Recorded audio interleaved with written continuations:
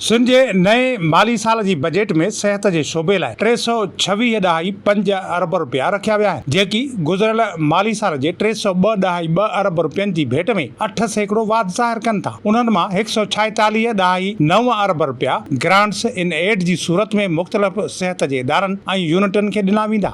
Sindh assembly जे इजलास खे ख़िताब कंदे वॾे वज़ीर सैयद मुराद अली शाह चयो त Sindh institute of urology and transplantation लाइ 19 अरब रुपया, पीपल्स प्राइमरी हेल्थ इनिशिएटिव लाइ 16.5 अरब रुपया ऐं लाड़काणे में नई अस्पताल लाइ 10 अरब रुपया रखिया विया आहिनि। सैयद मुराद अली शाह चयो त बहिराड़ी वारनि इलाइक़नि में सिहत जूं सहूलतूं बहितर बणाइण लाइ एम्बुलेंसिस ख़िदमतूं ऐं मोबाइल डायग्नोस्टिक यूनिट्स में वाधि कई वेंदी।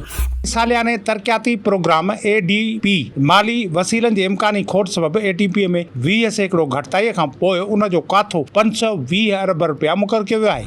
हुन चयो 475 नयूं स्कीमूं शामिल कई वयूं आहिनि। क़ाबिल तजदीद तवानाई, पोइते पियल ज़िलनि जी तरक़ी, साफ़ पाणीअ जी फ़राहमी ऐं सफ़ाई जूं सहूलतूं अवलियत ते रखियल आहिनि।